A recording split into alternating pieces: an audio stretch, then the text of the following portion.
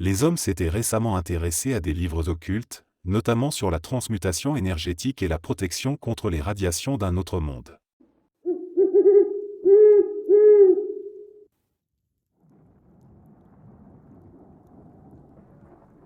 L'affaire de la famille Bell est l'une des histoires les plus anciennes et les plus mystérieuses des États-Unis, souvent citée comme l'un des premiers cas documentés de hantise violente. L'histoire commence en 1817, dans la région rurale du Tennessee, avec la famille Bell, qui emménagea dans une ferme isolée. Ce qui semblait être un départ paisible dans une maison neuve devint rapidement un véritable cauchemar pour la famille. Tout a commencé lorsque la fille de la famille, Betsy Bell, âgée de 12 ans, se plaignit de bruits étranges dans la maison. Au début, la famille pensa qu'il s'agissait de bruits provenant des animaux ou des rongeurs, mais très vite, les événements devinrent plus étranges et plus inquiétants. Des bruits de coups frappés sur les murs, des grincements de portes et des chuchotements inaudibles emplissaient la maison la nuit. Mais ce n'était que le début de l'horreur qui allait frapper cette famille. Les phénomènes se firent de plus en plus violents. Un soir, alors que John Bell, le patriarche, était dans son lit, il fut soudainement frappé par une force invisible. Des coups violents et des grattements se faisaient entendre sur les murs de la chambre, et une voix rauque se mit à murmurer des menaces. Au fil des jours, cette entité semblait prendre de plus en plus de pouvoir, ciblant principalement John et sa fille Betsy. Cette dernière fut souvent attaquée par cette présence invisible, et des marques étranges apparaissaient sur son corps comme si elle avait été frappée ou griffée par une main invisible. Les Bell cherchèrent de l'aide auprès des voisins et d'un prêtre local, mais aucune explication logique ne fut trouvée. Finalement, un mystère plus profond émergea. La famille croyait que l'entité responsable de ces attaques était le fantôme d'une vieille voisine nommée Kate Batt. Selon la légende locale, Kate Batt était une femme étrange, qui aurait été accusée de sorcellerie avant sa mort. Les habitants pensaient que Kate avait maudit la famille Bell avant de mourir, ce qui aurait attiré son esprit malveillant sur eux. L'entité, qui se faisait appeler « le génie de la maison », continua de tourmenter la famille Bell pendant des années. Les attaques devinrent de plus en plus violentes, au point où John Bell tomba gravement malade, apparemment victime d'une force surnaturelle. Des témoins affirmaient que la présence maléfique avait même pris possession de la maison, au point de provoquer des phénomènes surnaturels spectaculaires, comme des objets se déplaçant seuls ou des bruits de pas se dirigeant vers des pièces vides.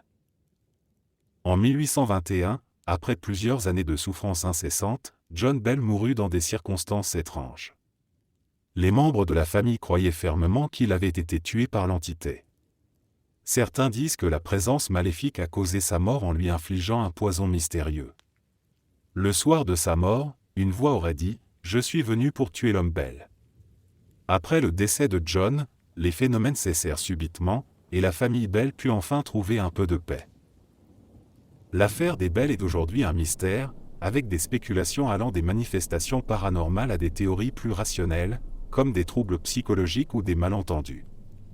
Cependant, les habitants de la région continuent de parler de la malédiction de la maison Bell et de l'esprit de Kate Batt, qui, selon certains, ont encore les lieux.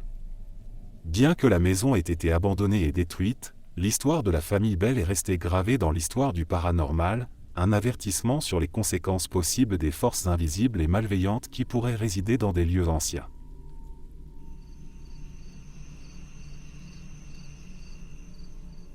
Ce qui rend cette affaire particulièrement étrange, ce n'est pas un meurtre, ni même un corps disparu. C'est une famille entière qui, sans raison apparente, perd pied avec la réalité et s'embarque dans un périple absurde et inquiétant à travers l'Australie. Et le plus troublant, c'est que tout commence de manière totalement banale. Les Tron vivent dans une ferme à Sylvan, dans la région de Victoria. Rien de particulier, ils cultivent des bailles, ont une vie discrète. Un matin d'août 2016, sans prévenir, Mark Tron, sa femme Jacoba, et leurs 3 enfants adultes prennent la route à bord de la voiture familiale.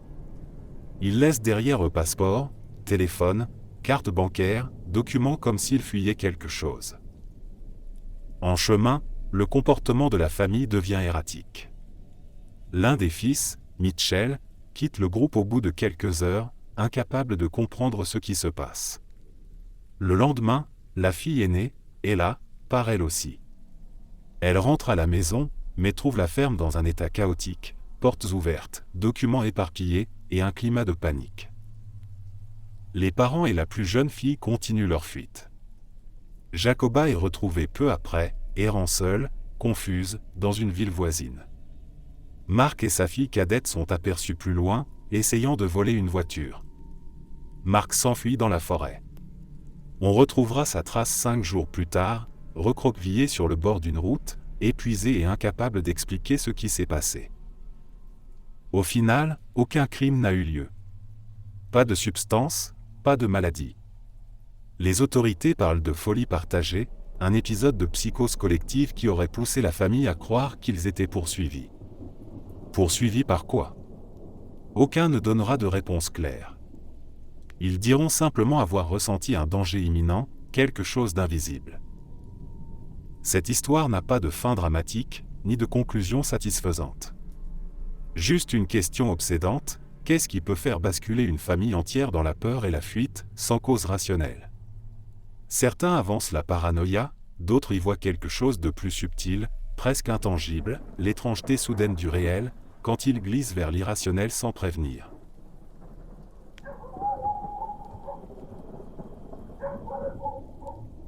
L'histoire des assassinats liés au cultisme de la Lune Noire est l'un des événements les plus étranges et inquiétants survenus dans les années 1990. Ce phénomène de cultisme est entouré de mystères et a défrayé la chronique en raison de la violence inexpliquée qui l'a accompagné, ainsi que des allégations de rituels occultes. Bien que beaucoup aient tenté d'expliquer les meurtres par des causes psychologiques ou des conflits personnels, certains affirment que ces crimes étaient le résultat de pratiques occultes malveillantes liées à un culte secret connu sous le nom de la Lune Noire, un groupe qui prétendait avoir des liens avec des entités surnaturelles. Tout commença au printemps 1996, lorsqu'un certain nombre de jeunes adultes, tous issus de milieux différents, disparurent dans la région de Blackpool, en Angleterre. Ces disparitions semblaient au départ être des cas isolés de fugue, mais à mesure que le nombre de disparus augmentait, les autorités commencèrent à se poser des questions. Les disparus étaient souvent liés à des groupes d'amis ou à des cercles sociaux assez fermés. Tous les jeunes avaient en commun une étrange fascination pour l'occultisme et le surnaturel. La tension monta lorsqu'une série de corps mutilés fut retrouvée dans des zones reculées du pays. Les victimes semblaient avoir été tuées de manière brutale, et leurs corps portaient des marques étranges, ressemblant à des symboles occultes. Un témoin, un ancien membre du groupe, rapporta que certains des disparus avaient été attirés dans un culte secret, qui pratiquait des rituels liés à la Lune Noire, une divinité obscure censée offrir pouvoir et connaissance en échange de sacrifices. Ce groupe, d'après le témoin, croyait que la Lune Noire permettait de créer une porte vers un autre monde, un monde peuplé d'esprits malveillants, et que ceux qui parvenaient à ouvrir la porte pouvaient obtenir un pouvoir illimité. Les meurtres qui se produisirent pendant cette période étaient horribles. Leurs victimes avaient toutes été retrouvées dans des endroits isolés, souvent décorés de symboles occultes ou d'autels improvisés. Selon des survivants qui avaient réussi à s'échapper, les membres du culte pratiquaient des rituels horribles, impliquant des sacrifices d'animaux et des invocations d'esprits malveillants. Ces rituels étaient censés être des épreuves pour purifier les membres du culte avant qu'ils ne puissent accéder à des connaissances occultes secrètes. Les policiers, incapables d'expliquer les meurtres et les disparitions, commencèrent à faire des liens entre ces événements et un groupe appelé la Lune Noire, qui était soupçonné d'être responsable de ces atrocités. Ce groupe était connu pour ses croyances extrêmes et son secret. Les enquêteurs découvrirent que les membres du culte utilisaient des drogues pour induire des états de transe pendant leurs rituels et que plusieurs victimes avaient été vues pour la dernière fois en présence de personnes liées à ce groupe. Les enquêtes révélèrent peu à peu que le culte de la Lune Noire avait des racines profondes dans des pratiques occultes datant de plusieurs décennies. Il était supposé que les membres du groupe croyaient fermement que la Lune Noire était un agent de changement cosmique, capable d'ouvrir des portails vers des dimensions où des entités puissantes et démoniaques résidaient. Ce culte n'était pas simplement une organisation criminelle, mais un groupe qui cherchait à manipuler les forces invisibles, croyant que des pactes avec ces entités leur permettraient d'atteindre l'immortalité. Après une longue enquête, un certain nombre de membres du culte furent arrêtés, mais tous les responsables des meurtres ne furent pas identifiés. Certains experts en occultisme et en criminologie affirment que le culte de la Lune Noire a pu continuer à fonctionner en secret, sous de nouvelles formes, et que certains des membres, apparemment arrêtés, ont été libérés grâce à des manœuvres occultes ou des pressions extérieures. Le culte et ses atrocités ont marqué l'imaginaire collectif, et bien que l'histoire des meurtres liés à la Lune Noire soit souvent reléguée au rang de légende urbaine, de nombreux témoins et survivants croient encore que les forces impliquées dans ces événements ne sont pas tout à fait humaines. Les victimes et les membres du culte, qui ont survécu, racontent souvent des expériences hallucinantes et des visions d'entités démoniaques qui semblaient les guider et les manipuler pendant leurs rituels.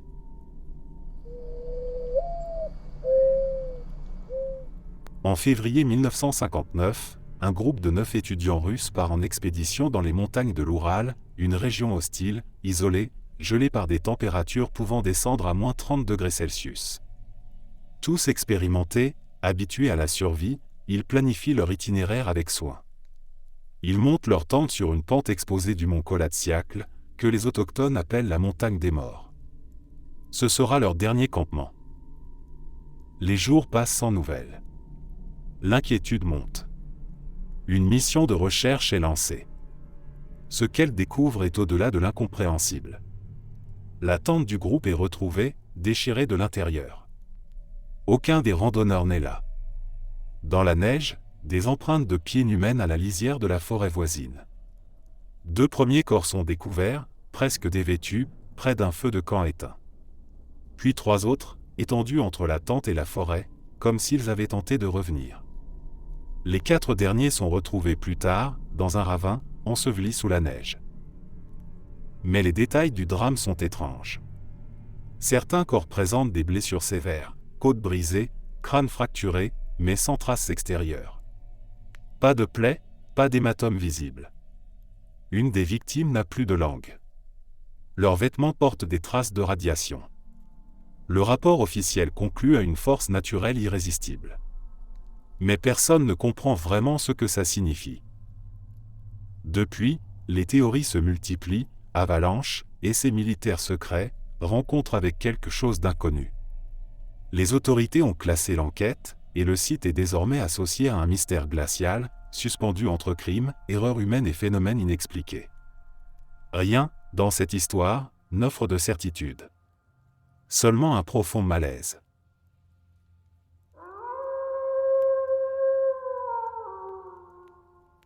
À la périphérie de Cluj-Napoca, en Roumanie, s'étend la forêt de Oaia Basiu, une étendue d'arbres tordus, noueux, dont les branches semblent former des figures humaines figées dans le temps. Depuis des siècles, ce lieu traîne une réputation de forêt maudite, et au fil du temps, plusieurs affaires ont ajouté à sa sinistre notoriété, dont plusieurs disparitions jamais élucidées, dignes des récits les plus étranges.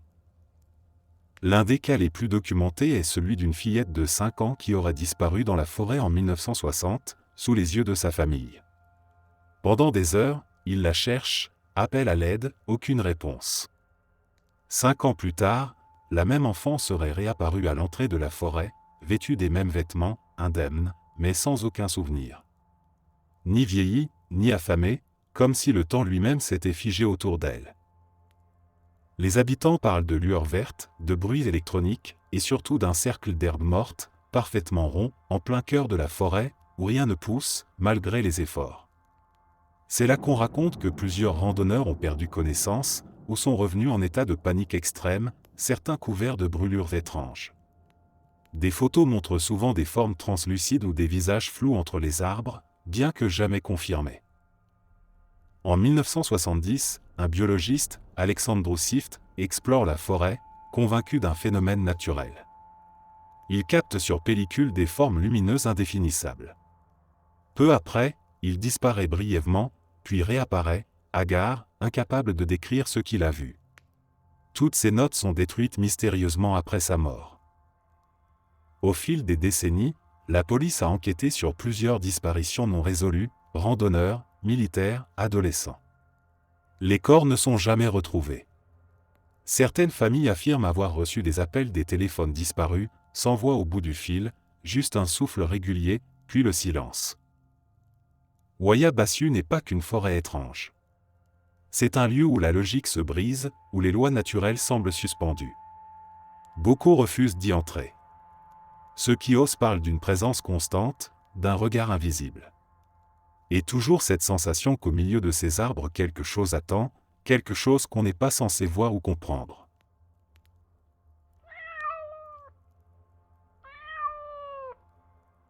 L'histoire de la maison d'Amityville est l'une des plus célèbres et des plus controversées dans le domaine du paranormal.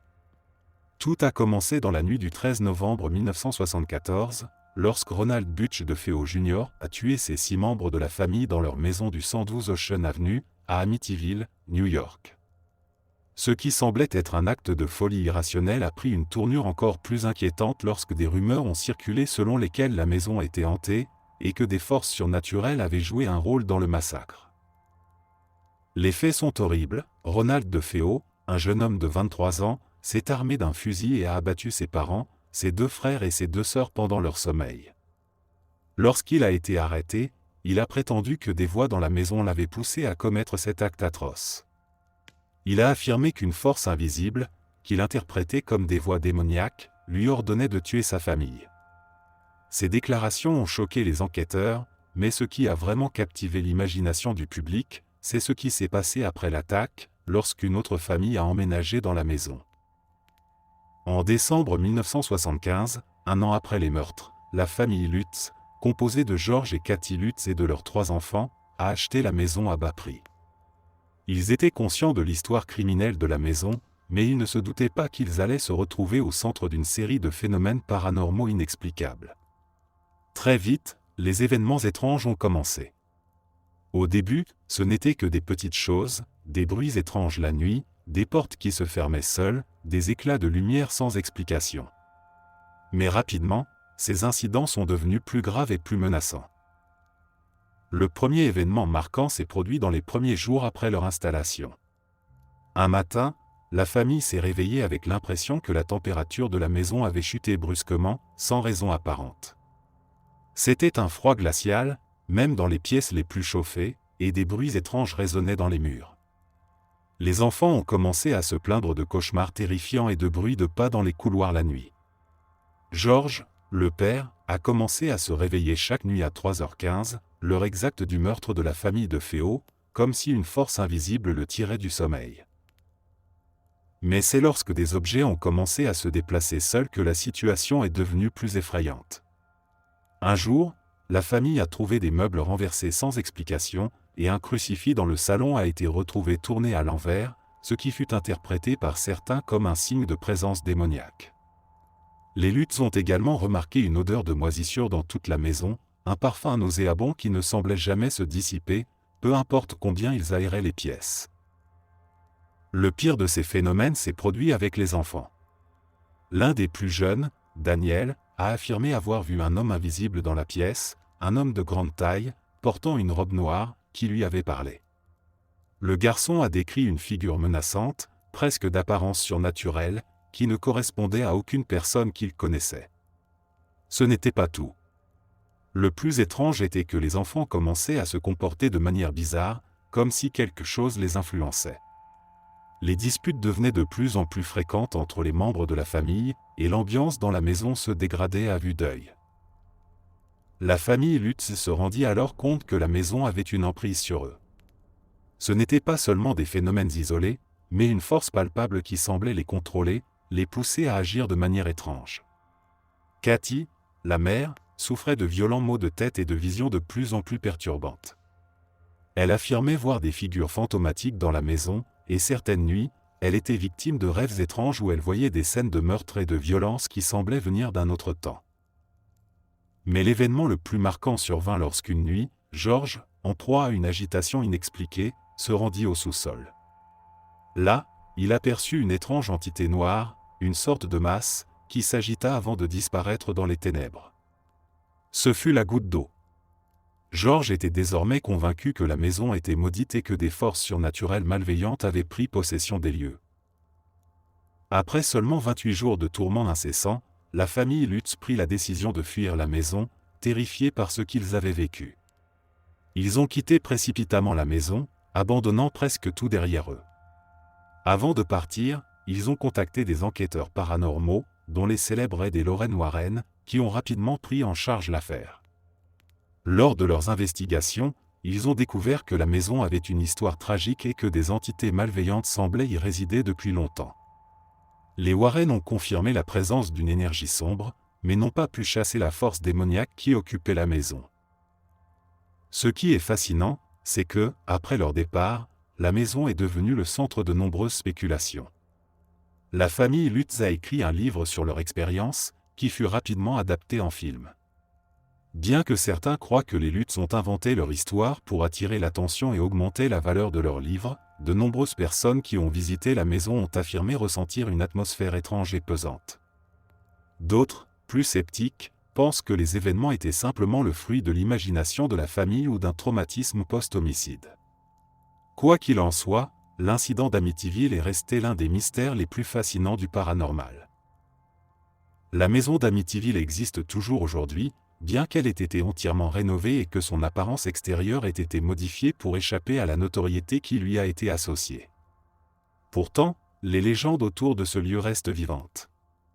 Les sceptiques continuent à affirmer que tout cela n'était qu'une invention, tandis que d'autres croient fermement que des forces sombres hantent encore ce coin d'Amérique, attendant le prochain groupe de personnes imprudentes qui oseront s'y installer.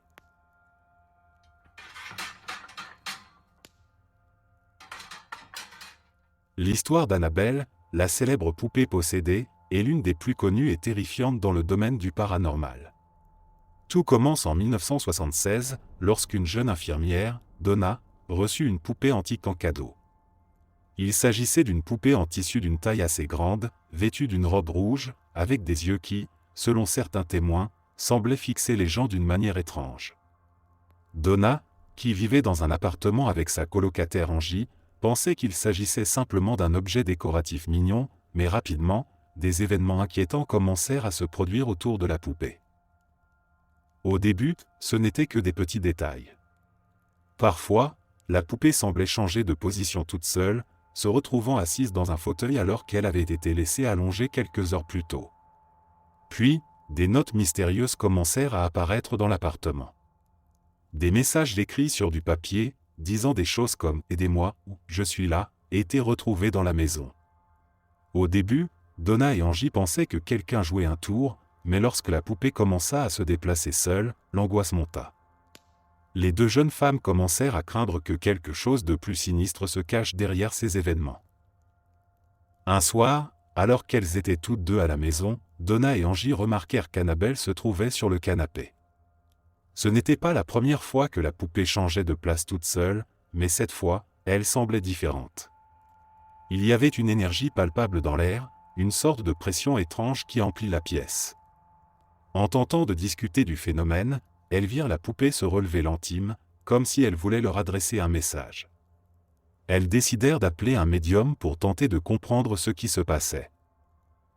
Le médium qui arriva sur place confirma que la poupée était possédée par un esprit malveillant cherchant à prendre possession de la maison.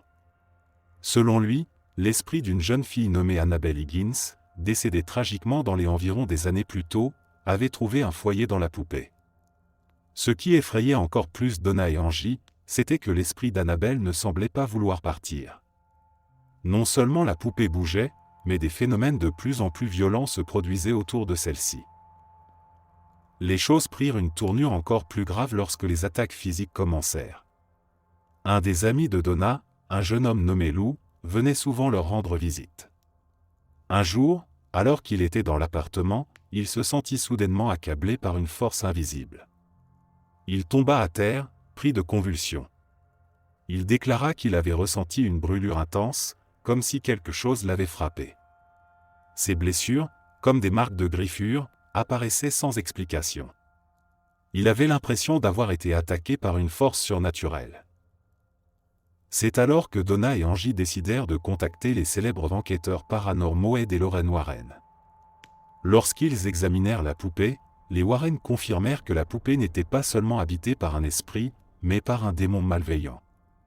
Selon eux, la présence démoniaque cherchait à posséder une personne vivante, et la poupée n'était qu'un moyen pour cette entité de se manifester et de se rapprocher de sa victime. Les Warren conseillèrent de faire exorciser la poupée et de la retirer définitivement de l'appartement. Les événements qui suivirent la rencontre avec les Warren ne firent que renforcer la croyance que la poupée était dangereuse. Ils ont mis Annabelle dans une boîte en verre spécialement conçue pour la contenir et l'ont transportée à leur musée du paranormal, où elle reste exposée jusqu'à aujourd'hui, entourée d'avertissements pour qu'aucune personne ne la touche. De nombreux témoignages de visiteurs et d'investigateurs sont venus ajouter du mystère à l'histoire, certains affirmant qu'ils ont ressenti une énergie sombre et oppressante en s'approchant de la boîte. Le cas d'Annabelle est l'un des plus médiatisés dans l'histoire du paranormal, et il a inspiré plusieurs films et livres. Mais au-delà de la fiction, ceux qui ont vécu l'histoire de la poupée croient que l'entité qui l'habitait continue de posséder une forme de pouvoir maléfique. La légende d'Annabelle perdure, et son image reste à la fois un symbole de terreur et de mystère, une histoire de possession démoniaque qui défie toute explication rationnelle. Il y a des disparitions qui laissent une sensation bizarre, une dissonance entre les faits et ce qu'on ressent. Celle de Maura Murray est de cette trempe. Une affaire qui, au départ, ressemble à un simple accident, mais qui, très vite, se transforme en énigme tordue, truffée d'incohérences, d'actes inexpliqués et de silences lourds. Le 9 février 2004, Maura, étudiante en soins infirmiers de 21 ans, quitte son campus du Massachusetts, en voiture. Elle n'a rien dit à personne, sauf qu'elle a envoyé un mail à ses professeurs pour les prévenir d'une urgence familiale. Elle retire de l'argent, achète de l'alcool, puis prend la route vers le nord, direction le New Hampshire, sans raison évidente. Vers 19h30, sa voiture est retrouvée en travers d'une route de campagne, accidentée, le pare-brise fendu. Un habitant l'aperçoit brièvement, elle semble calme, refuse de l'aide. Quand la police arrive 10 minutes plus tard, Maura a disparu. Aucune trace dans la neige, pas de sang, pas de pas menant dans les bois. Elle s'est évaporée. Ce qui rend l'affaire étrange, ce sont les jours qui précèdent. Maura avait eu des comportements curieux, en pleurs au travail sans raison, elle avait vidé son compte, recherché des lieux de vacances et semblait cacher quelque chose. Certains pensent à une fugue, d'autres à une rencontre arrangée mais aucun appel, aucun message ne révèle un complice. Le lieu même de sa disparition ajoute au mystère, une route isolée, entourée de forêts, sans signal téléphonique. Des rumeurs parlent de camions aperçus cette nuit-là, d'un homme au comportement louche, d'un cri entendu dans les bois. Les théories oscillent entre enlèvement, accident suivi d'une fuite, voire quelque chose de plus dérangeant, comme une secte ou une menace inconnue. Malgré les recherches, malgré les années, aucune trace de Maura. Rien. Pas même une preuve tangible de ce qu'elle voulait fuir, si elle fuyait. Et c'est peut-être ça, le plus glaçant, cette sensation que quelque chose rôdait autour d'elle, invisible, mais réelle. Une peur qu'elle seule semblait ressentir. L'histoire de ce massacre est aussi tragique que mystérieuse. En 1985, un écrivain britannique bien connu, Charles Edmond, emménagea dans une grande maison victorienne, isolée dans la campagne anglaise, cherchant à s'inspirer pour son prochain roman. Il était fasciné par l'histoire locale et les légendes sur des phénomènes paranormaux liés à la maison. Le lieu avait une ambiance étrange, mais Charles, un sceptique quant aux phénomènes surnaturels, n'y prêta guère attention au début. Peu après son installation, des événements étranges commencèrent à se produire. Charles, d'abord distrait par la beauté de la maison, se retrouva vite envahi par une sensation de malaise grandissante. Des bruits de pas la nuit, des fenêtres qui se fermaient seules, et des objets qui semblaient changer de place sans explication. Les phénomènes se multiplièrent, mais ce n'est que lorsque Charles invita sa famille pour passer les fêtes de fin d'année qu'ils devinrent vraiment inquiétants. La première nuit où sa femme, Émilie, et ses 2 enfants arrivèrent, des bruits sourds résonnèrent dans les murs. Leurs premières nuits furent marquées par des cauchemars étranges et des visions d'une silhouette sombre, floue, qui semblait observer la famille. Les enfants racontèrent avoir vu une ombre noire dans leur chambre, tandis que Charles lui-même commença à avoir des hallucinations de plus en plus terrifiantes. Au fur et à mesure que les jours passaient, l'atmosphère de la maison devenait de plus en plus oppressante. Charles, qui avait jusque-là refusé de croire aux phénomènes paranormaux, commença à avoir des comportements bizarres. Il passait des heures à écrire dans une pièce isolée, murmurant des mots incohérents et se levant fréquemment en pleine nuit. Sa famille le trouvait de plus en plus étrange, comme s'il n'était plus le même homme. Les événements culminèrent lorsque, dans un accès de rage inexpliqué, Charles commença à attaquer sa famille. Dans un état de confusion totale, il tua Emily et ses enfants avant de se donner la mort. Lorsque les enquêteurs arrivèrent sur les lieux, ils furent stupéfaits. Bien que Charles ait laissé des lettres d'adieu, il n'avait laissé aucune explication rationnelle pour ses actes. Le médecin légiste conclut à un suicide dû à un stress extrême, mais les témoins locaux et les experts en paranormal s'accordent à dire que la maison était possédée, influençant les émotions et les actions de ses habitants. Ce massacre ne fut que le début d'une série de rumeurs concernant la maison.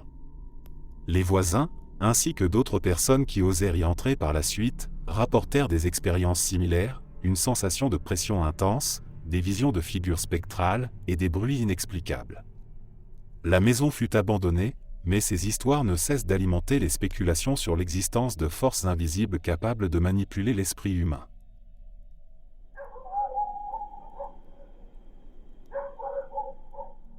Dans une petite ville tranquille de l'Iowa, en 1912, s'est déroulée une série de meurtres si brutales, si incompréhensibles, qu'elle a marqué la région à jamais. L'histoire commence un matin de juin, quand un voisin, inquiet de ne pas avoir vu la famille Moore se lever, entre dans la maison par curiosité. Ce qu'il découvre fige le sang. Dans chaque chambre, les corps sont là, 8 personnes tuées à la hache, dont 6 enfants.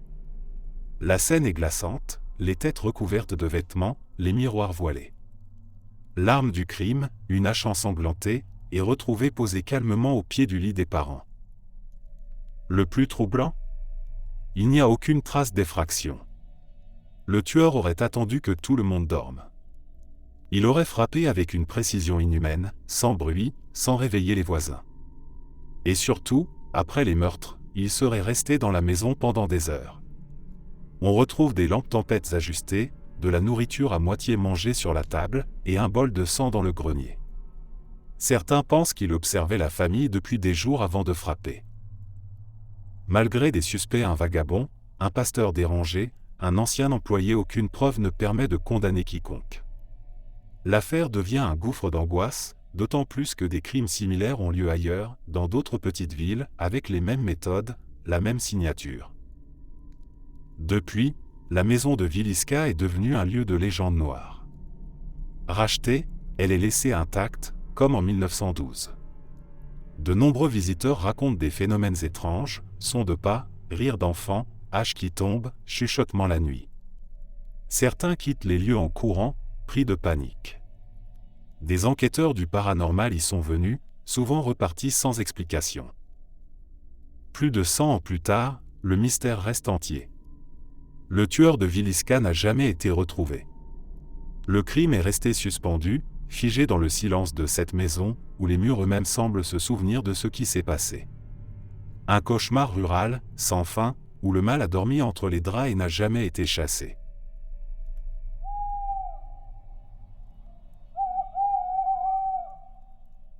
L'incident de la ferme de Hinterkaifeck, située dans une région reculée de la Bavière, est l'un des cas les plus terrifiants et inexpliqués de l'histoire criminelle allemande.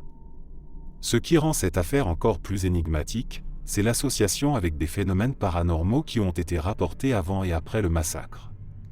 En 1922, la famille Grubé vivait isolée sur cette ferme, loin de toute civilisation, et les événements qui se déroulèrent dans cette ferme sont non seulement tragiques, mais aussi complètement inexpliqués.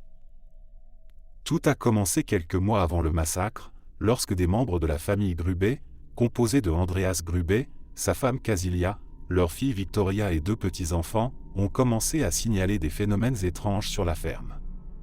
Ils parlaient de bruits suspects la nuit, de portes et de fenêtres qui se retrouvaient ouvertes sans raison, et de traces de pas dans la neige qui semblaient mener vers la maison mais ne revenaient jamais. Des voisins ont également rapporté que la famille semblait de plus en plus nerveuse et terrifiée, mais n'a jamais voulu parler ouvertement de ce qui se passait. La situation prit une tournure encore plus étrange lorsque Victoria, la fille d'Andreas, affirma qu'elle voyait des silhouettes sombres se déplacer dans la maison, surtout la nuit. Elle parla également d'un homme qu'elle voyait parfois dans les champs voisins, une silhouette qui ne correspondait à aucune personne qu'elle connaissait. Mais ce qui est encore plus perturbant, c'est que la famille n'a jamais mentionné avoir vu ou entendu quoi que ce soit de spécifique, hormis cette sensation de présence malveillante. Le 31 mars 1922, un événement tragique et brutal se produisit. La famille Grubé fut retrouvée massacrée dans sa maison, et le crime resta longtemps inexpliqué. Andreas Grubé, Casilia, leur fille Victoria, ainsi que les 2 petits-enfants, furent tous retrouvés assassinés dans des conditions horribles. Le meurtrier semblait avoir agi avec une brutalité extrême, et la scène du crime était chaotique. Ce qui fit douter les enquêteurs, cependant, ce fut le fait que l'assassin semblait avoir pris son temps. Il vivait dans la maison pendant plusieurs jours, se nourrissant de la nourriture de la famille et sortant la nuit pour disparaître dans les bois. Les traces de pas laissées dans la neige menaient jusqu'à la maison, mais il n'y avait aucune trace de retour, ce qui ajoutait au mystère. L'enquête révéla que l'assassin avait tué la famille sans montrer de signes de violence préméditée ou de vol, laissant derrière lui des indices qui ne correspondraient pas à un crime ordinaire. Ce qui a rendu l'affaire encore plus étrange, c'est qu'il semblait qu'une entité invisible, un fantôme ou un esprit aurait été responsable de l'horreur qui s'était abattue sur cette famille. Après les meurtres, plusieurs témoins affirmèrent avoir entendu des bruits étranges venant de la ferme, comme des voix murmurantes et des grincements de portes, mais personne n'a jamais pu identifier la source. Le mystère du meurtre de Hinterkaifeck reste à ce jour irrésolu. Certains croient que le meurtrier était un membre de la famille, comme le gendre, qui était un suspect probable, mais il n'a jamais été formellement accusé ni jugé. D'autres théories évoquent l'idée d'un tueur en série qui aurait trouvé refuge sur la ferme. Pourtant, certains détails, comme les traces de pas dans la neige et les bruits inexpliqués, laissent penser qu'il y avait peut-être quelque chose de surnaturel derrière ce drame. Des médiums ont même affirmé que la ferme était hantée par des esprits, et certains disent que l'entité qui hantait la maison aurait pris une forme physique pour commettre ces meurtres. Les visiteurs de la ferme de Hinterkaifeck, aujourd'hui une ruine abandonnée, parlent encore de la sensation étrange qui y règne. Certains affirment que des voix peuvent être entendues dans la brise, et d'autres ont vu des formes floues se déplacer dans l'obscurité. La question reste sans réponse, le crime était-il le résultat de l'action d'un esprit vengeur, ou simplement l'œuvre d'un meurtrier brutal? La ferme de Hinterkaifeck demeure un lieu où le réel et le surnaturel se confondent, et où le mystère reste profondément enraciné dans les esprits.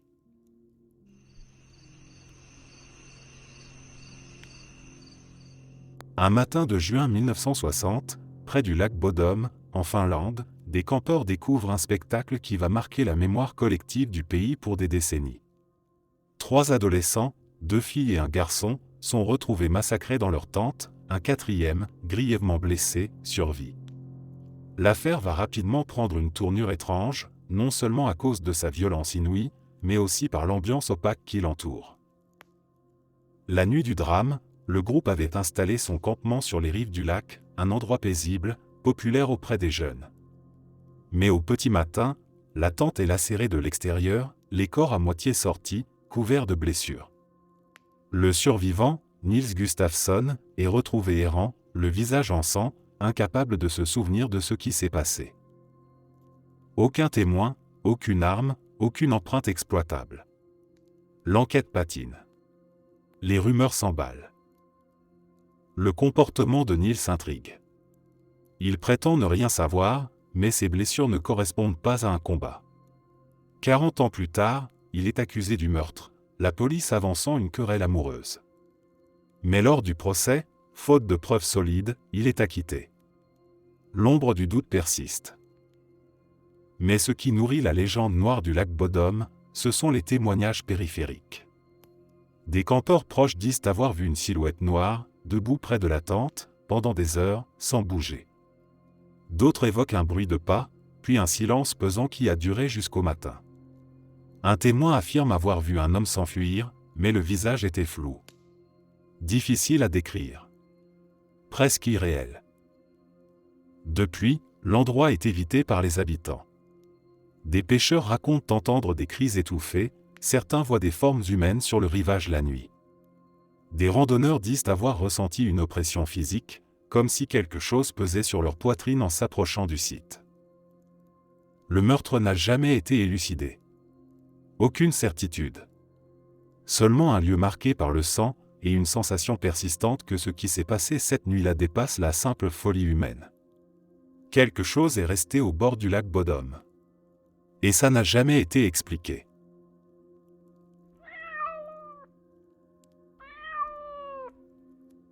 L'histoire de la médium d'Edgar Walsh, une femme mystérieuse nommée Sarah Montag, se déroule dans les années 1920 à New York, une époque où le spiritisme était en plein essor et où de nombreux médiums se faisaient un nom en prétendant pouvoir communiquer avec les esprits des défunts. Sarah Montag était l'une des plus célèbres de ces médiums. Elle avait gagné une réputation nationale pour sa prétendue capacité à invoquer les esprits et à transmettre des messages des morts aux vivants. Mais son histoire prit un tournant tragique qui mêlait à la fois mystère, violence et paranormal. Le 5 mars 1920, Sarah Montag fut retrouvée morte dans son appartement new-yorkais, apparemment assassinée d'un coup de viol à la tête. Le crime semblait initialement être un cambriolage qui avait mal tourné, mais les circonstances de la mort de Sarah attirèrent rapidement l'attention des enquêteurs. Aucun objet de valeur n'avait été volé, et la porte de l'appartement n'avait pas été forcée. Ce qui perturbait encore plus les policiers, c'était la scène étrange qui avait été laissée derrière. Des bougies étaient allumées autour de l'appartement, comme lors d'une séance de spiritisme, et des symboles occultes étaient dessinés sur le sol avec de la poussière. Les témoins ont révélé que Sarah Montag était en train de préparer une grande séance de spiritisme pour un riche client le soir de sa mort. Ce client, un homme du nom de William Reynolds, avait fait appel à elle plusieurs fois pour tenter de communiquer avec l'esprit de sa femme décédée, et avait versé une somme considérable pour cette session en particulier. Le mystère s'épaissit lorsqu'il fut découvert que Sarah Montag avait révélé à plusieurs reprises qu'elle avait reçu des messages étranges pendant ses séances. Elle parlait souvent d'un esprit vengeur qui semblait suivre ses pas, un esprit malveillant qu'elle appelait l'ombre noire. Selon certains, cet esprit l'aurait menacée à plusieurs reprises de représailles si elle continuait à pratiquer le spiritisme.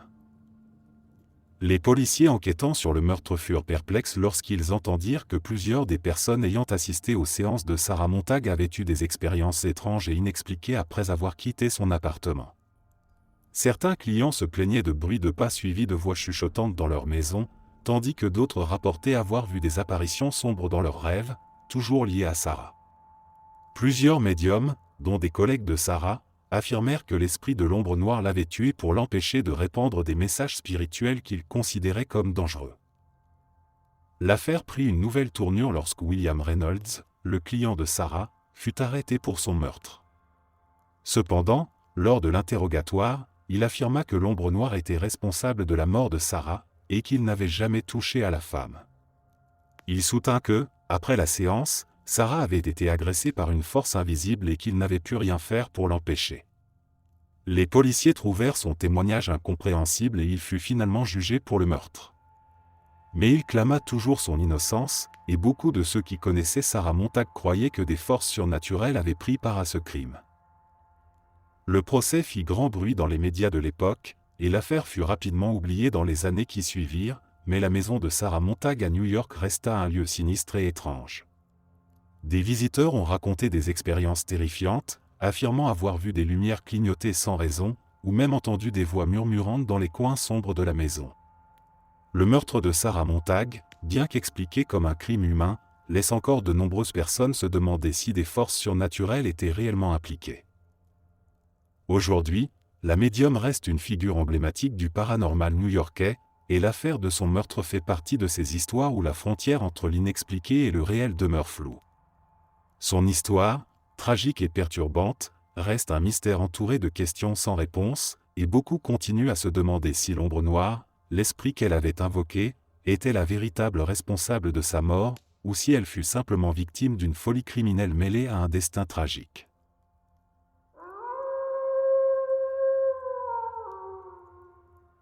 Parfois, les crimes les plus effrayants sont ceux qui s'ancrent dans l'ordinaire, qui commencent avec des gestes banals, avant de glisser vers l'incompréhensible. L'histoire d'Amy Mihaljevic est celle d'une petite fille de 10 ans, joyeuse, aimée de tous, qui vivait dans la banlieue paisible de Bay Village, Ohio. Une ville sans histoire, jusqu'à ce jour d'octobre 1989. Un inconnu a contacté Amy chez elle, plusieurs fois, prétendant être un collègue de sa mère. Il lui propose de l'emmener acheter un cadeau surprise pour sa maman, en récompense d'une promotion. Amy accepte. Ce 27 octobre, elle sort de l'école, se rend au centre commercial voisin, et ne rentre jamais chez elle. Des témoins la voient parler avec un homme brun, entre deux âges, puis plus rien. Les recherches mobilisent la ville entière, affiches, appels, interviews. Pas de traces. Puis, en février 1990, son corps est retrouvé dans un champ, à 80 km de là. Elle a été retenue vivante pendant plusieurs jours avant d'être tuée. L'arme n'a jamais été retrouvée. Mais ce qui trouble l'enquête, c'est la précision du prédateur. L'homme connaissait des détails intimes sur la famille Mihaljević, assez pour gagner la confiance d'amis. Et il avait contacté d'autres enfants, de la même manière, sans aller jusqu'au bout. Pourquoi amis? Comment avait-il eu leur numéro? Le centre commercial où elle a disparu a une histoire chargée, plusieurs témoignages rapportent avoir vu le même homme plusieurs fois, observant les enfants, les abordant.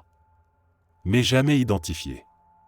Certains évoquent une série de disparitions similaires dans les années suivantes, mais aucun lien formel. Et puis, il y a cette rumeur persistante, que le champ où Ami a été retrouvé était déjà associé à une autre disparition, jamais élucidée. Certains habitants parlent d'un lieu où les choses disparaissent, une zone où les animaux errants se perdent, où les téléphones portables se coupent sans raison, où le temps semble ralenti. Aujourd'hui, plus de 30 ans après, l'identité du tueur reste inconnue. Une ombre anonyme qui, pendant quelques instants, a su manipuler une enfant pour l'emmener vers sa fin. Un crime trop bien préparé, trop propre. Comme s'il avait été répété avant, ou comme s'il suivait un schéma dicté par quelque chose d'au-dessus. Ami Mihaljević n'est jamais sorti de la mémoire des habitants. Parce qu'elle symbolise la faille dans le quotidien, cet instant où tout bascule, sans que personne ne sache pourquoi.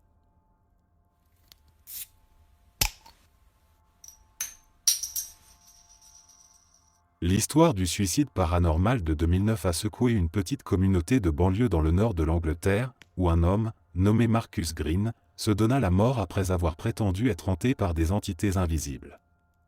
Ce cas est devenu célèbre non seulement en raison du tragique décès, mais aussi à cause des circonstances étranges entourant sa souffrance et de ses déclarations avant sa mort, affirmant qu'il avait été poussé au suicide par des forces surnaturelles. Marcus Green, un homme dans la trentaine, vivait seul dans une maison située en périphérie d'une ville tranquille. Ses voisins se souvenaient de lui comme d'un homme calme et réservé, mais les mois précédant sa mort, ils commencèrent à remarquer un changement étrange en lui. Il paraissait constamment fatigué, nerveux et souvent distrait. Il avait parlé à plusieurs reprises à ses amis et à ses collègues de son sentiment d'être observé par des présences invisibles. Il affirmait entendre des voix chuchotant son nom la nuit, et il croyait que des ombres se faufilaient dans les coins de sa maison lorsqu'il n'était pas là. Au début, tout le monde pensa que Marcus souffrait de stress ou de dépression, et il fut conseillé de consulter un professionnel. Mais les choses prirent une tournure encore plus inquiétante lorsqu'il confia à un de ses amis qu'il se sentait possédé par une entité malveillante. Selon ses dires, il avait essayé de chasser ces esprits en priant et en effectuant des rituels religieux, mais sans succès. Marcus commença également à déclarer que des objets dans sa maison changeaient de place sans raison, que les murs semblaient se refermer sur lui, et que parfois, des voix grondantes lui ordonnaient de se laisser emporter. Ses amis et sa famille étaient profondément inquiets, mais pensaient que ces symptômes étaient le résultat d'une maladie mentale. Le 17 juin 2009, après avoir passé plusieurs jours sans dormir, Marcus laissa derrière lui une lettre énigmatique. Dans celle-ci, il écrivait qu'il ne pouvait plus supporter ce qu'il vivait et qu'il avait l'impression que les entités invisibles l'avaient poussé à cette décision.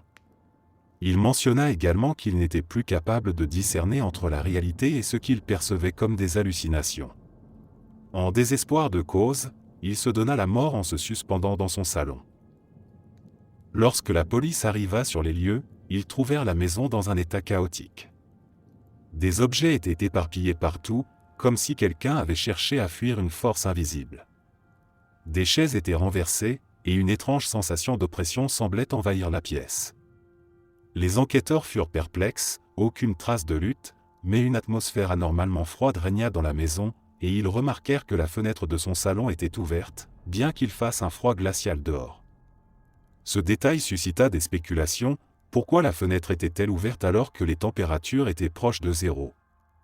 La famille et les amis de Marcus furent stupéfaits de découvrir qu'il avait inscrit des mots sur les murs avec du charbon de bois, des mots tels que « paranoïa »,« envahisseur », et perte.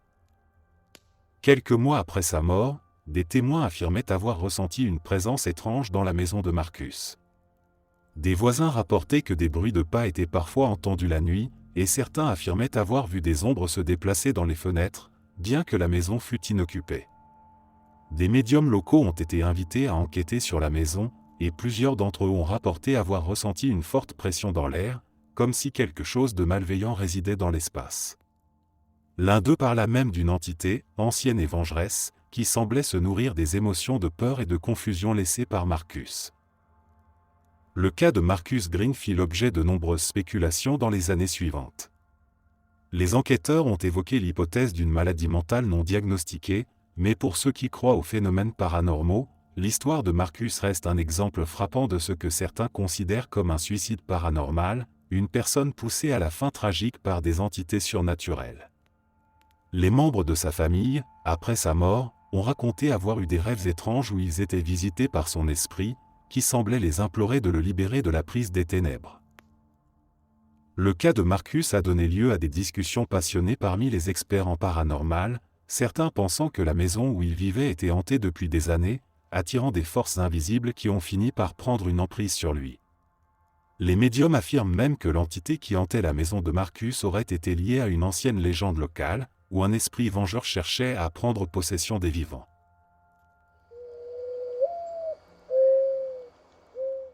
L'histoire du massacre des fantômes de Los Angeles est l'un des incidents les plus bizarres et choquants liés à des croyances occultes et paranormales. Bien qu'il ait été largement ignoré par les autorités, ce crime a profondément marqué les esprits et demeure un mystère jusqu'à aujourd'hui, laissant place à des spéculations sur l'existence d'entités surnaturelles qui auraient joué un rôle dans les meurtres violents.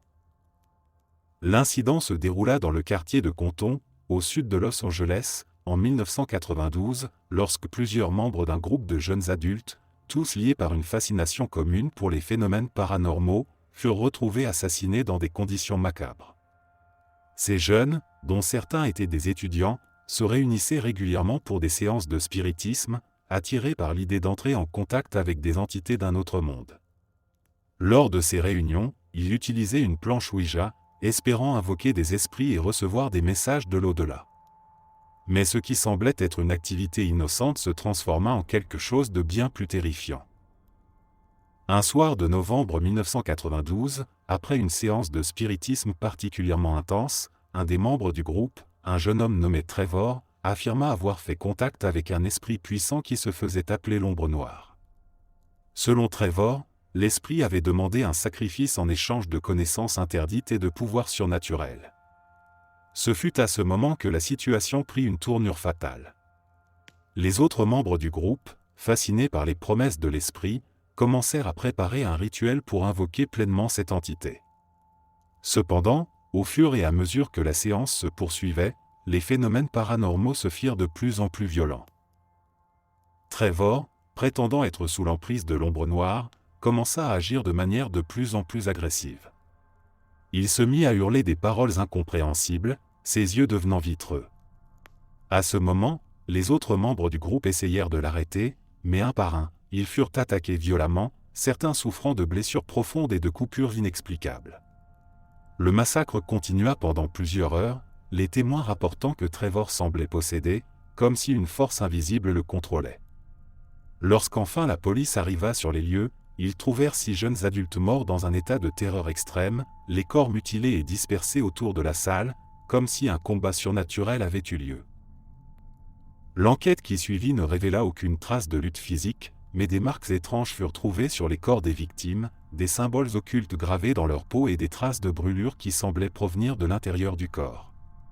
Ce détail alimenta immédiatement les spéculations selon lesquelles les meurtres avaient été commis par une entité surnaturelle.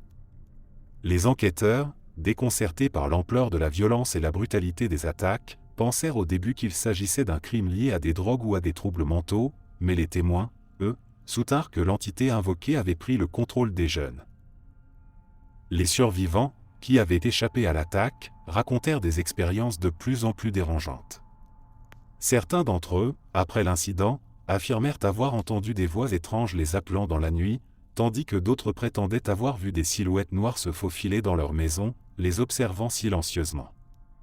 Un témoin clé, une jeune femme nommée Alicia, qui était présente lors de la séance, fit des révélations choquantes avant de disparaître quelques jours après le massacre. Elle expliqua que l'esprit qu'ils avaient invoqué n'était pas un simple fantôme, mais un démon capable d'influencer l'esprit humain et de les pousser à la violence. L'affaire des massacres des fantômes de Los Angeles fit beaucoup de bruit dans les médias à l'époque, mais les autorités n'ont jamais été capables de résoudre le crime de manière satisfaisante. Les spéculations persistèrent, notamment sur l'idée que le culte d'un démon invoqué lors de la séance de spiritisme ait pris le contrôle des jeunes, ou que des forces occultes aient manipulé les victimes. En l'absence de preuves tangibles, l'enquête se heurta à une impasse, et l'histoire des meurtres de Los Angeles resta un sujet de débat pour ceux qui croient au paranormal.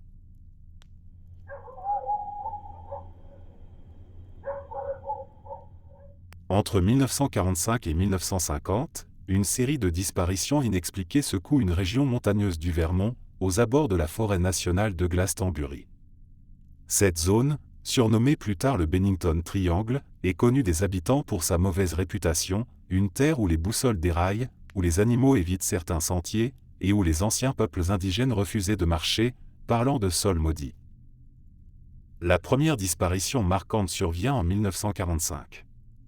Midi Rivers, un guide expérimenté de 74 ans, part en randonnée avec un groupe, se retrouve devant, et disparaît sans laisser de traces, à quelques mètres du chemin. Il connaît la région par cœur. Aucune empreinte. Jamais retrouvée. Un an plus tard, en 1946, Paula Weldon, étudiante de 18 ans, décide de marcher seule sur un sentier populaire, bien balisé. Des témoins la voient emprunter le chemin, puis elle s'efface, au détour d'un virage. Aucune trace, pas un objet, malgré une recherche massive avec chiens et militaires. Le sol était gelé, aucune empreinte n'aurait pu disparaître si vite.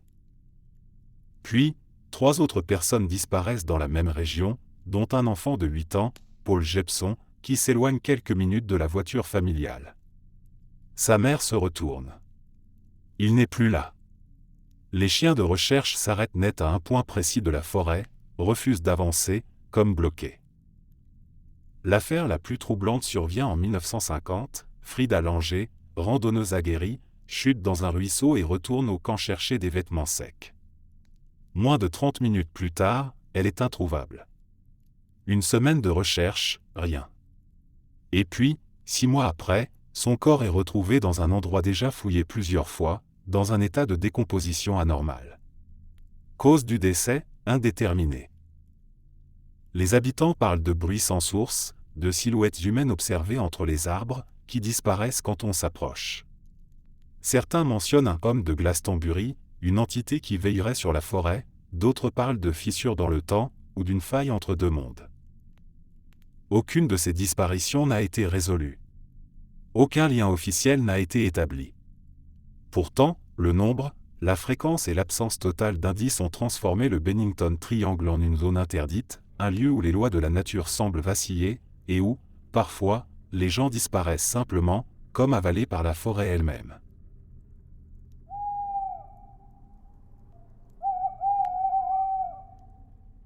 L'affaire du tueur d'invisibles a captivé l'attention du public en 2010, lorsque des meurtres mystérieux se produisirent dans une petite ville du Midwest, aux États-Unis. Les victimes semblaient avoir été tuées sans aucun motif apparent, et les autorités étaient déconcertées. Ce qui rendait l'affaire encore plus étrange, c'est que l'assassin, un homme du nom de Raymond Wilson, prétendait être guidé par des entités invisibles qu'il croyait être des esprits malveillants. Raymond Wilson, un homme d'une trentaine d'années, avait toujours vécu une vie relativement tranquille jusqu'à ce que, quelques mois avant les meurtres, il commence à parler de voix qu'il entendait dans sa tête. Ces voix lui ordonnaient de commettre des actes de violence et de purifier les âmes de ceux qu'il considérait comme des incapables spirituels. Au début, personne ne prenait ses propos au sérieux, pensant qu'il souffrait de troubles mentaux. Mais à mesure que son comportement devenait de plus en plus erratique, ses proches commencèrent à s'inquiéter. Le premier meurtre eut lieu un soir de janvier 2010, lorsque le corps d'un homme âgé, Victor Palmer, fut retrouvé dans sa maison. Il n'y avait aucune trace de lutte, mais l'homme avait été étranglé de manière étrange, comme si une force invisible l'avait étranglé. La police, perplexe, n'eut aucun indice, et l'affaire fut rapidement classée comme une mort naturelle ou accidentelle. Cependant, des témoins ont rapporté avoir vu Raymond Wilson rôder près de la maison peu avant la découverte du corps. Peu après, d'autres meurtres suivirent. Chaque victime semblait avoir été tuée sans raison apparente, souvent dans leur propre domicile. Les meurtres étaient caractérisés par une absence totale de signes de lutte, et les enquêteurs commencèrent à se demander si ces crimes avaient un lien avec les déclarations de Raymond sur les « esprits invisibles ». Il affirmait avoir été choisi pour tuer ces personnes, leur âme étant, selon lui, corrompue par des entités démoniaques. Les choses prirent une tournure encore plus étrange lorsque Raymond fut arrêté après avoir été trouvé dans une maison abandonnée, totalement désorienté. Lors de son interrogatoire, il parla longuement de voix qu'il entendait, lui ordonnant de tuer pour libérer les âmes des victimes. Selon lui, ces voix provenaient d'une force surnaturelle qu'il appelait les ombres de l'éther, des entités invisibles qui l'avaient poussé à commettre ces crimes. Les enquêteurs, choqués par ces déclarations, commencèrent à se pencher sur l'histoire de Raymond. Il s'avéra que, quelques mois avant les meurtres, Raymond avait consulté un médium dans une tentative de communication avec l'au-delà. Selon certains experts, il est possible que cette séance ait ouvert un portail à travers lequel Raymond aurait été influencé par des forces invisibles, menant à ces actes violents. L'affaire du « tueur d'invisibles » fut largement médiatisée et devint un sujet de débat sur les liens possibles entre le surnaturel et les crimes violents. La question de savoir si Raymond était réellement influencé par des forces invisibles ou s'il était victime de troubles mentaux graves est restée sans réponse. Certains croient fermement que des entités malveillantes ont manipulé ses actions, tandis que d'autres estiment qu'il s'agissait d'un cas tragique de psychose. Raymond Wilson fut finalement jugé pour les meurtres et condamné à la prison à vie, mais l'histoire de ces meurtres invisibles continue de hanter ceux qui ont suivi l'affaire. Les témoins, les enquêteurs et même les psychologues qui ont étudié le cas ne peuvent s'empêcher de se demander si Raymond était vraiment victime d'un phénomène surnaturel, ou si sa propre perception de la réalité a été altérée de manière irréversible. Il y a des histoires qui commencent comme de simples rumeurs, mais qui finissent par se transformer en légendes mystérieuses et inquiétantes. C'est précisément le cas de l'histoire de Marianne Thomas, la célèbre médium surnommée l'Empressa du paranormal. Ce nom, qui semble tout droit sorti d'un roman d'horreur, lui avait été attribué par ses clients à cause de ses capacités étonnantes à communiquer avec les morts. Marianne était connue dans tout le pays pour ses consultations et ses séances de spiritisme. Elle avait une réputation impeccable, et beaucoup d'amateurs de l'inexpliqué se pressaient pour entrer en contact avec elle, dans l'espoir de recevoir un message de l'au-delà. Sa maison, un vieux manoir du début du siècle situé en plein cœur de la campagne, était l'endroit idéal pour une médium de sa renommée. L'atmosphère y était lourde, presque palpable. Les murs semblaient imprégnés d'une énergie ancienne, comme si le lieu avait été témoin de siècles d'histoires non racontées. C'était d'ailleurs ce qui attirait les curieux et les sceptiques, cette sensation d'une présence invisible qui s'y installait à chaque coin sombre. Mais pour Marianne, c'était tout à fait normal. Elle expliquait souvent que cette maison était un carrefour d'esprits où les âmes se mêlaient à celles des vivants. Ce qui est étrange, c'est que de nombreuses personnes qui avaient assisté à ces séances disaient ressentir une forme de malaise en quittant sa maison. Plusieurs clients évoquaient des sensations de froid glacial, des murmures incompréhensibles, et certains avaient même vu des ombres errer dans les pièces, même lorsqu'elles étaient vides. Ces témoignages étaient toujours écartés par les sceptiques, mais pour ceux qui y croyaient, il ne faisait aucun doute que Marianne était en contact avec un monde invisible. Mais ce qui aurait dû être une carrière brillante et une vie confortable pour Marianne a pris une tournure tragique dans la soirée du 14 janvier 1990. Ce soir-là, elle avait organisé une dernière séance privée pour un groupe de 5 personnes. Les invités étaient tous fascinés par le paranormal, et il semblait que cette soirée promettait d'être spéciale. Marianne était de plus en plus concentrée pendant la séance, les yeux fermés, comme si elle écoutait quelque chose d'invisible, murmurant des mots à peine audibles. Selon les témoins, son comportement semblait de plus en plus étrange, presque comme si elle était en transe. Les invités, impatients et curieux de découvrir ce qui allait se passer, furent pris de panique lorsque, soudainement, Marianne se leva brusquement et se tourna vers l'un d'eux, une expression terrifiée sur son visage. Elle murmura un nom qu'aucun des présents ne reconnut, avant de s'effondrer dans un cri perçant. Certains croyaient qu'elle avait été attaquée par une présence malveillante, d'autres pensaient qu'elle était victime d'une sorte de crise. Mais ce que personne ne pouvait anticiper, c'est que cette soirée marquerait la fin tragique de sa vie. Le lendemain matin, Marianne fut retrouvée morte dans son salon, seule. Le crime était particulièrement brutal, son corps était couvert de coups violents et de traces de griffures, mais, curieusement, il n'y avait aucune preuve de lutte. Les fenêtres étaient intactes, aucune porte forcée, et les objets restaient en place. Les détectives de la ville, désorientés par le manque d'indices, commencèrent à enquêter sur les invités de la veille. Mais rien dans leurs témoignages ne semblait indiquer un mobile clair. Les enquêteurs se tournèrent alors vers un aspect beaucoup plus sombre, la possibilité que Marianne ait été tuée par des forces qui dépassaient l'entendement humain. Ceux qui avaient assisté à la séance commencèrent à relater des événements étranges. L'un des invités, un ancien journaliste qui avait enquêté sur des affaires paranormales, affirma avoir vu des ombres mouvantes pendant la séance, des formes indistinctes qui semblaient se faufiler à travers la pièce. Un autre témoin, une femme, raconta que Marianne avait commencé à parler dans une langue inconnue, comme si elle était possédée par un esprit étranger. Peu après la mort de Marianne, la rumeur se propagea que le manoir était désormais hanté. Les gens du coin parlaient d'une « malédiction » lancée par les esprits qu'elle avait invoqués. L'idée que Marianne avait été tuée par une entité surnaturelle devint de plus en plus populaire, notamment après que des médiums aient affirmé avoir perçu la présence d'un esprit vengeur dans la maison. Mais aucune preuve matérielle ne fut jamais trouvée pour soutenir cette théorie. Les enquêteurs n'avaient aucune explication tangible et finirent par conclure à un homicide dont l'auteur demeurait inconnu. Cependant, le mystère autour de sa mort n'était que le début de ce qui allait devenir une série d'événements inexpliqués. Après l'incident, plusieurs personnes ayant visité la maison de Marianne rapportèrent des expériences troublantes. Des bruits de pas dans les couloirs, des lumières qui s'éteignaient seules, des portes qui claquaient. Tous ces phénomènes ont fini par transformer le manoir en un lieu de pèlerinage pour ceux qui cherchaient à entrer en contact avec le monde des esprits. L'un des plus célèbres médiums contemporains, Edgar Walsh, affirma avoir tenté de contacter l'esprit de Marianne dans une tentative d'investigation. Lors de la séance, il décrivit un message terrifiant qu'il prétendait avoir reçu. Selon lui, Marianne n'avait pas été tuée par un simple meurtrier, mais par une force sombre qui l'avait suivie depuis les premières séances qu'elle avait menées dans ce même manoir.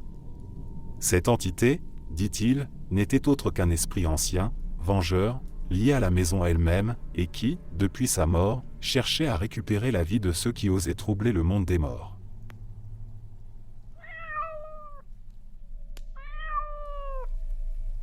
Perdu dans l'immensité glacée du Nunavut, au nord du Canada, le village inuit d'Anjikuni était petit, isolé, mais bien réel. En 1930, il est devenu le centre d'une histoire si étrange, si dérangeante, qu'elle a traversé les décennies, portée par une question sans réponse: comment un village entier peut-il disparaître du jour au lendemain? Un trappeur nommé Joe Labelle, habitué à s'arrêter à Anjikuni pour se reposer et échanger avec les habitants, arrive ce jour-là sous une tempête de neige.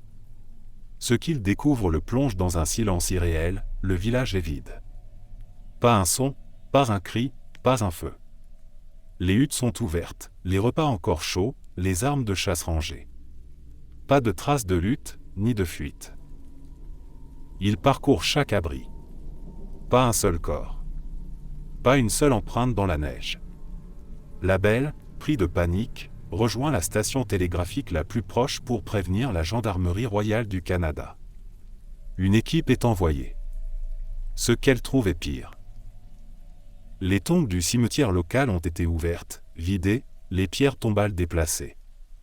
Les chiens de traîneau, restés attachés, sont retrouvés morts de faim, ce qui indique que le village était désert depuis plusieurs jours. Et toujours aucune trace humaine, aucune empreinte menant dans la toundra. Des témoins disent avoir vu, les nuits précédentes, d'étranges lumières danser dans le ciel, bien avant l'ère des satellites. Les enquêteurs ne comprennent pas. On parle d'une fuite vers un territoire inconnu, d'une punition ancestrale, ou même d'un phénomène surnaturel, car les Inuits eux-mêmes parlent de l'esprit du vent qui prend ceux qui oublient les rituels. L'affaire est enterrée, contestée, puis reléguée au rang de légende.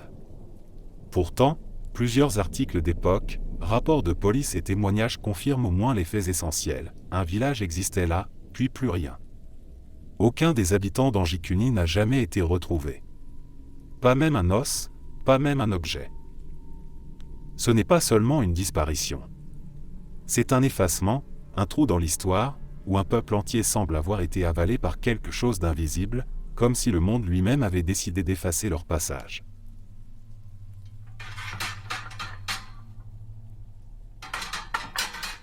L'histoire de la famille Smurl est l'une des plus troublantes et des plus marquantes dans l'histoire du paranormal. Située dans la paisible ville de West Pittston, en Pennsylvanie, leur maison semblait ordinaire à première vue. Mais à peine quelques mois après leur installation en 1974, ils commencèrent à être témoins de phénomènes qui échappaient à toute logique. Ce qui était censé être un nouveau départ se transforma rapidement en un cauchemar inexpliqué. Jim et Carol Smurl, ainsi que leurs 3 enfants, étaient impatients de commencer une nouvelle vie dans cette maison, achetée à bas prix en raison de son âge avancé. Ils ignoraient alors que cette maison cachait un lourd secret. Dès le début, des bruits étranges envahirent leur quotidien, des bruits de grincement de plancher, des portes qui claquaient sans raison, des murmures à peine audibles provenant de nulle part. Mais tout cela pourrait être ignoré si ce n'était que des bruits normaux d'une vieille maison.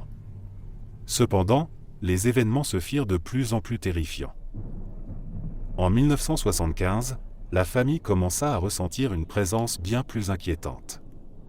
Carol, qui était la première à être sensible à l'énergie de la maison, commença à avoir des visions étranges. Des figures sombres, presque indistinctes, se glissaient dans le coin de sa vue. Elle se sentait constamment observée, comme si quelqu'un était toujours dans la pièce avec elle, bien qu'elle soit seule. Un soir, elle se leva pour aller à la cuisine et, à sa grande horreur, elle aperçut une silhouette noire, massive, qui se tenait dans l'embrasure de la porte. Elle hurla, mais l'apparition disparut avant qu'elle ne puisse appeler son mari. Les choses devinrent de plus en plus graves lorsque Jim et Carol eurent des visions collectives d'un esprit vengeur, un homme qui semblait condamner la famille à vivre dans la terreur. Ils appelèrent un prêtre local, mais son intervention ne fit qu'aggraver les phénomènes. Il sentit lui-même une étrange pression, une énergie noire qui semblait l'envahir. Dans un moment d'angoisse, il affirma que l'esprit qui hantait la maison était une entité démoniaque, bien plus puissante qu'un simple fantôme. La situation devenait de plus en plus incontrôlable. Jim se souvint qu'il avait vu, un soir, un miroir dans le hall d'entrée qui semblait se couvrir de brume, comme si une présence avait soufflé dessus. Au fil des mois, la famille subit des attaques de plus en plus violentes. Un soir, Jim se retrouva soudainement paralysé, incapable de bouger. Il sentit une pression immense sur sa poitrine, comme si quelqu'un, ou quelque chose, tentait de lui ôter la vie. Carol fut également victime de ces attaques. Elle rapporta plusieurs nuits où elle se sentait étranglée par une force invisible, ses mains serrées autour de son cou. Mais malgré tout cela, la famille restait dans la maison, déterminée à ne pas fuir ce qui semblait être leur destin. C'est en 1977, après une série de manifestations particulièrement violentes, que les Smurl firent appel à Ed et Lorraine Warren, les célèbres enquêteurs paranormaux.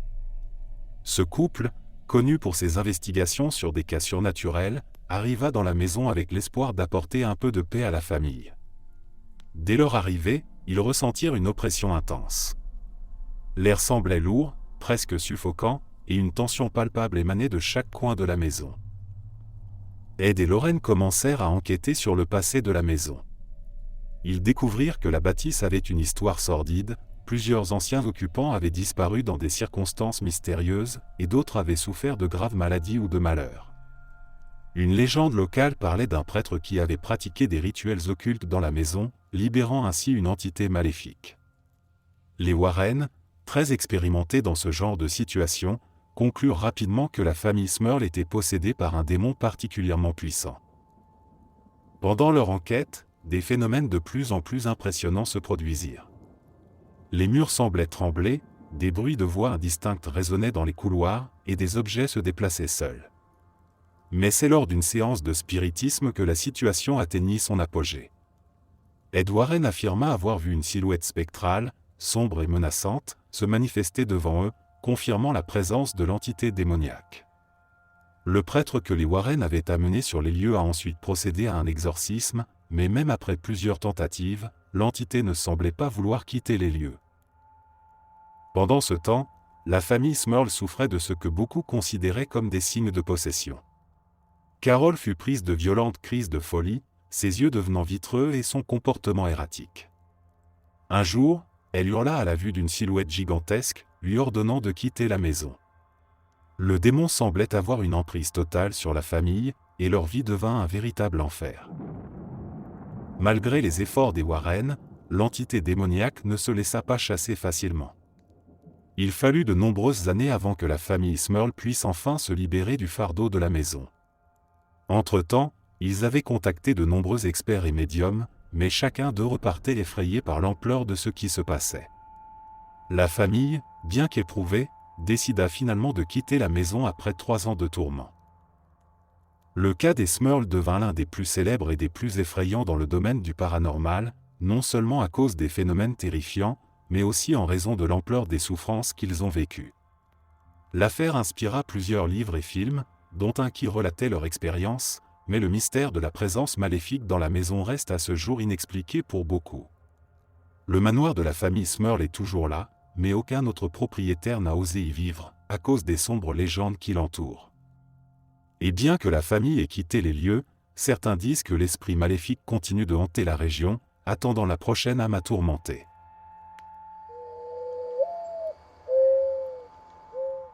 Au cœur de l'Angleterre rurale, en pleine Seconde Guerre mondiale, une découverte macabre donne naissance à l'un des plus grands mystères non résolus du pays.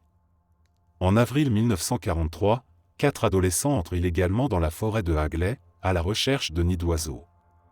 Ils grimpent dans un vieil orme tordu, appelé localement Wishelm. Ce qu'ils trouvent à l'intérieur stoppe net leur aventure, un crâne humain, encore pourvu de cheveux, coincé dans le creux du tronc. La police est alertée, le reste du squelette est exhumé de l'arbre. Le corps appartient à une femme non identifiée, morte depuis plusieurs années, avec des fragments de tissu dans la bouche, suggérant une asphyxie. Aucun signalement de disparition ne correspond. Aucun indice dans les archives. Elle semble n'avoir jamais existé. Puis, presque aussitôt, les murs de Birmingham et des villages voisins sont recouverts d'un graffiti énigmatique. Le message réapparaît régulièrement, sur des ponts, des ruines, des murs d'usines. Toujours la même écriture, le même ton accusateur. Qui est Bella? Qui l'a mise dans l'arbre? Pourquoi? L'enquête s'enlise, et les théories prolifèrent. Certains pensent à une exécution ésotérique, la Wishelm étant liée à des rituels anciens. D'autres évoquent une espionne allemande, trahie et éliminée dans un contexte de guerre. Des rumeurs locales parlent de sorcellerie, de malédiction et de rituels druidiques. Des témoins jurent avoir vu, la nuit, des silhouettes tourner autour de l'arbre, y déposant des objets ou chantant dans une langue incompréhensible. Les graffitis ont continué jusqu'à aujourd'hui. Le dernier est apparu en 1999, toujours cette même question laissée sans réponse. L'arbre, aujourd'hui mort, est encore visité. Certains racontent qu'à son pied, on ressent une froideur soudaine, une nausée, ou qu'on entend un souffle court, comme si l'arbre lui-même respirait encore. Qui était Bella? Pourquoi là, dans cet arbre, au milieu d'une guerre, dans une région tranquille? Le crime n'a jamais été élucidé, et son auteur ou ses auteurs n'ont jamais été identifiés. Seule cette question suspendue reste, gravée dans la mémoire collective, comme un avertissement ou un rappel d'un secret que le temps a refusé d'enterrer. Parmi les disparitions étranges survenues ces dernières décennies, celle de Brandon Swanson reste l'une des plus troublantes. Elle s'est déroulée dans une zone rurale des États-Unis, dans le Minnesota, en mai 2008. Brandon avait 19 ans, étudiant, sans histoire. Ce soir-là, après une petite fête de fin d'année universitaire, il prend la route pour rentrer chez ses parents. C'est une région de champs à perte de vue, avec des routes secondaires peu éclairées, bordées de fossés et de terrains agricoles. Aux alentours de 2 heures du matin, sa voiture tombe en panne ou glisse dans un fossé, ce détail reste flou. Il appelle ses parents, un peu paniqué mais calme, et leur demande de venir le chercher. Il explique qu'il n'est pas loin, qu'il voit des lumières, probablement la ville voisine. Pendant plus de 45 minutes, il reste au téléphone.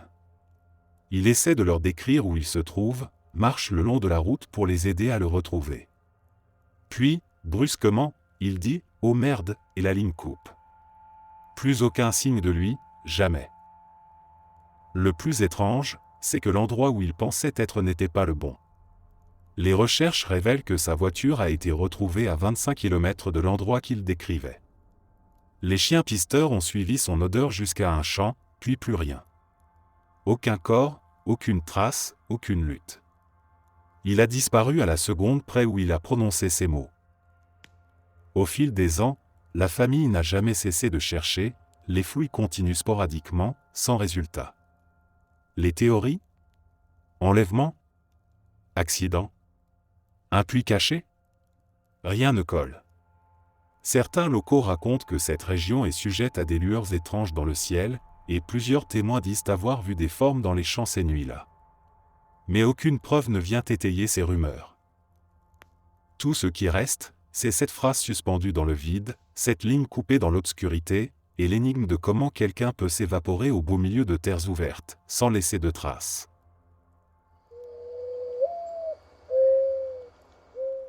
L'histoire de la maison hantée d'Édimbourg, qui se déroule en 2004, a captivé l'imaginaire collectif, non seulement à cause de l'horreur qui s'y est produite, mais aussi des événements surnaturels inexpliqués qui ont entouré cette tragédie. C'est un de ces récits où l'on se demande s'il s'agit vraiment de phénomènes paranormaux ou si l'esprit humain, pris dans un état de terreur, peut effectivement créer des situations de violence impensables. Tout a commencé lorsqu'un groupe d'amis décida de louer une grande maison ancienne située dans le quartier historique de Stockbridge, à Édimbourg, en Écosse. C'était une maison majestueuse, un peu décrépite, mais pleine de charme, qui datait de plusieurs siècles. Le groupe, composé de 5 jeunes adultes, cherchait une escapade tranquille, loin de l'agitation de la ville, pour passer un week-end ensemble. Ils ne se doutaient pas que cette maison avait une histoire bien plus sinistre qu'ils n'auraient pu imaginer. Dès leur arrivée, l'atmosphère de la maison les frappa. C'était un lieu magnifique, mais une sensation de malaise flottait dans l'air. Certains membres du groupe remarquèrent des portes qui grincèrent sans raison apparente, des fenêtres qui s'ouvraient seules, et des ombres mouvantes dans les coins de la pièce. Ces phénomènes étaient assez subtils, mais pour ceux qui étaient sensibles à l'énergie de l'endroit, c'était évident qu'il se passait quelque chose de bizarre. Après une première nuit calme, les événements étranges commencèrent à se multiplier. Le groupe entendit des bruits de pas dans les couloirs, bien qu'ils soient tous dans la même pièce, et plusieurs objets étaient retrouvés déplacés. Mais ce n'est qu'à partir de la deuxième soirée que les choses devinrent vraiment inquiétantes. Lors d'un dîner, une rumeur fit surface parmi les membres du groupe, la maison était, selon certains, un ancien manoir appartenant à une famille aristocratique du XIXe siècle, et l'un des anciens propriétaires, un riche marchand, aurait été assassiné dans des circonstances mystérieuses. Des légendes locales parlaient de fantômes hantant la maison, mais personne ne prêtait vraiment attention à ces histoires, pensant qu'il s'agissait de simples supercheries. Cependant, la tension monta au fil de la soirée. L'un des amis, Daniel, semblait plus nerveux que les autres, fixant les coins sombres de la pièce comme s'il voyait quelque chose. À plusieurs reprises, il mentionna avoir vu une silhouette floue se déplacer dans les ombres. Lorsqu'il s'isola pour fumer dehors, il disparut sans laisser de traces. Après une recherche intense dans la maison et les jardins, le groupe retrouva Daniel dans une chambre, complètement désorienté et couvert de coupures profondes, comme s'il avait été attaqué par une force invisible. Il parlait de voix qui murmuraient à son oreille, de mains froides qui l'avaient agrippé. Le groupe paniqua et tenta de quitter la maison, mais les portes ne s'ouvraient plus. C'était comme si la maison elle-même avait refusé de les laisser partir. La terreur grandit lorsque des cris stridents se firent entendre, venant des chambres. L'un des membres du groupe, Claire, se précipita vers l'origine des bruits et, lorsqu'elle entra dans une pièce du fond, elle fut témoin d'une scène indescriptible. Le sol semblait se soulever, et une lumière pâle flottait autour des meubles. Elle aperçut une silhouette en ombre, une silhouette haute et imposante, qui se tourna lentement vers elle. Claire s'évanouit sur place. Le groupe tenta désespérément de fuir, mais les événements se précipitèrent. Alors qu'ils s'étaient tous réunis dans le salon, une violente altercation éclata entre deux des amis. Sous l'effet de la panique, un d'eux, Mark, poussa son ami Tom contre une fenêtre. L'impact fut fatal. Tom tomba du 2e étage et s'écrasa sur le sol. Les autres membres du groupe, choqués et désemparés, réalisèrent trop tard ce qu'ils avaient fait. Le traumatisme de l'incident était amplifié par les phénomènes bizarres qui se produisaient sans cesse autour d'eux. Les autorités arrivèrent sur place quelques heures plus tard, mais lorsqu'elles fouillèrent la maison, elles ne trouvèrent aucune explication aux événements étranges. Aucune trace d'intrus, aucune empreinte suspecte. Mark fut arrêté pour le meurtre de son ami, mais il clama qu'il n'avait jamais eu l'intention de tuer Tom. Selon lui, une force invisible l'avait poussé à commettre l'acte sous l'influence de la maison. Les policiers, bien sûr, rejetèrent cette version et classèrent l'affaire comme un crime passionnel. Mais pour ceux qui avaient assisté à ces événements, il était difficile d'ignorer le lien entre la tragédie et les phénomènes paranormaux qui s'étaient intensifiés pendant leur séjour. Ce qui rendait cette histoire encore plus étrange, c'est que les enquêteurs se rendirent vite compte que plusieurs autres personnes, dans les années précédentes, avaient rapporté des incidents similaires dans la même maison. Des témoins parlaient d'êtres invisibles qui semblaient jouer avec les émotions des habitants, provoquant des conflits violents entre eux, et certains affirmaient même avoir vu des apparitions de l'ancien propriétaire de la maison, le marchand assassiné, errant dans les chambres. L'affaire fit grand bruit dans les médias locaux, et la maison devint rapidement un lieu de pèlerinage pour les passionnés de paranormal, bien que personne n'ait jamais voulu y emménager après ce tragique incident.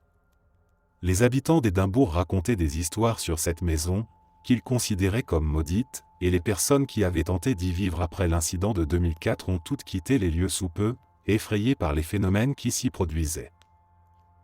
Certains experts en paranormal ont mené plusieurs investigations, mais aucun n'a pu expliquer les événements de cette maison de manière satisfaisante.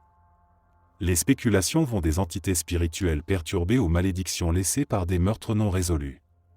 Mais au final, la maison d'Édimbourg reste un mystère, un lieu où les frontières entre le réel et l'invisible semblent se confondre, où la violence humaine et les forces surnaturelles se mêlent d'une manière incompréhensible. Quant à ceux qui ont vécu cette expérience, beaucoup s'accordent à dire que ce qu'ils ont vécu cette nuit-là, dans cette maison, n'a rien d'humain.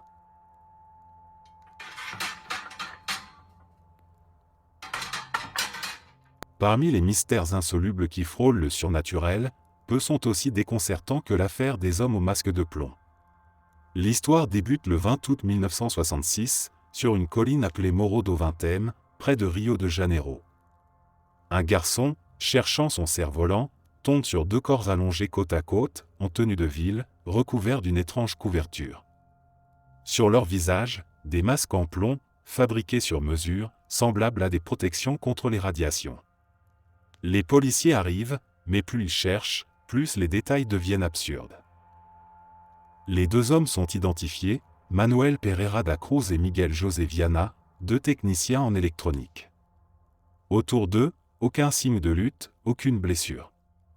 À côté, une bouteille d'eau, une serviette, un carnet avec une note écrite. 16h30 être à l'endroit convenu. 18h30 ingérer les capsules. Après les faits, protéger les métaux, attendre le signal. Aucune capsule n'est retrouvée. Pas de poison dans leur organisme. Pas d'alcool ni de drogue. Rien. L'enquête révèle qu'ils avaient quitté leur ville pour acheter du matériel, mais ce matériel, ils ne l'ont jamais cherché. Ils ont simplement acheté des imperméables, de l'eau, et les masques de plomb, qu'ils ont eux-mêmes façonnés. Le soir de leur mort, plusieurs témoins disent avoir vu des lumières étranges au sommet de la colline, comme une explosion silencieuse, des éclats de lumière tournoyants. Les spéculations fusent. Certains parlent de rituels ésotériques, d'autres de tentatives de contact avec des entités extraterrestres. Les hommes s'étaient récemment intéressés à des livres occultes, notamment sur la transmutation énergétique et la protection contre les radiations d'un autre monde. Ce qui fascine, c'est le calme de la scène, la précision des actes, et cette attente, attendre le signal, gravé dans leurs notes. L'affaire est classée sans cause déterminée. Aucune explication n'a jamais été validée. Les masques, eux, sont devenus le symbole d'un mystère suspendu, entre le monde rationnel et l'invisible, entre la quête de savoir interdit et la mort volontaire dans l'inconnu. Merci d'être resté jusqu'à la fin. N'oubliez pas d'aimer la vidéo, de vous abonner et de partager vos propres histoires en commentaire. On se retrouve demain à la même heure devant ce feu.